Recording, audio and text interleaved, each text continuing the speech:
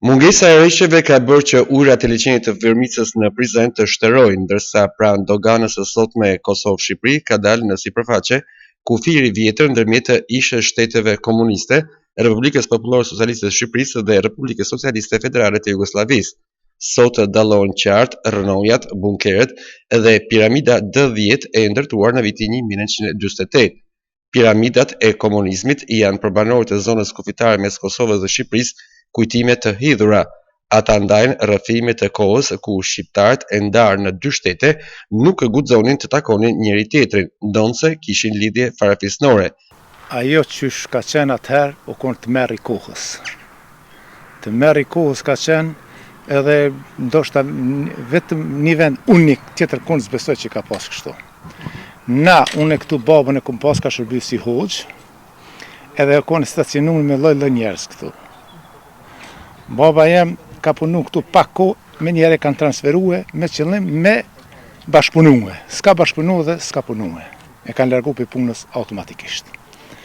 Unë, ku kom qenë student, për ndryshim inxhinieri teknologjisë, për këtë Kosovës, për 28 nëntori kemi pru shokut në zhurë me pa filmat nëntori 2, me pa filmat e Shqipnisë. Për ndryshe, nëse edhe ke këqyrë për para ka kufini, të kanë dënu policia. Nëse ke bo me gisht që në janë Shqipnia, të kanë marrë me njëherë.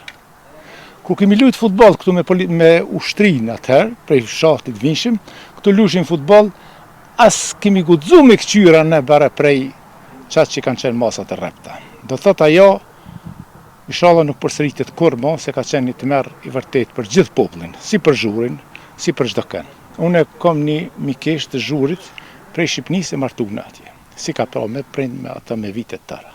Ka pas raste që kanë marrë me prunë, kanë tentuar me bëu bashkëpunëtor. Ju keni qenë, njihni Shqipërinë, keni miq, keni shok, dilni ne, bashkëpunoni me ne, kanë provuar, po një pjesë aty në mund nuk i kanë pranuar ato që kanë ditë luajnë, nuk kanë pranuar me bëu asaj luajna. Se ato kanë qenë me rrezik. Kufiri vjetër ka funksionuar deri në vitet 80 kur zona u mbulua me ujë nga ndërtimi i hidrocentralit të Fierzës në vendin tonë.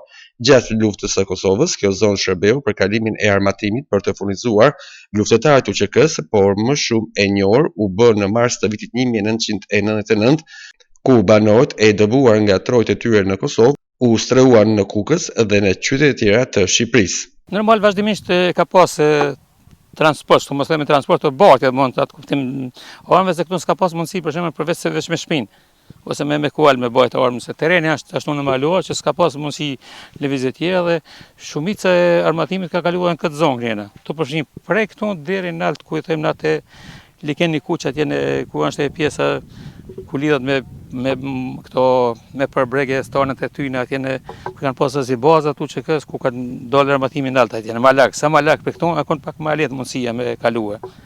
Kështu që furnizimi këne përveç asaj na kemi edhe dëshmuar që na kanë vrarë këtu në kufi, të bëhet armatim, të mundu me bëu përpjekje që janë vrarë në kufi.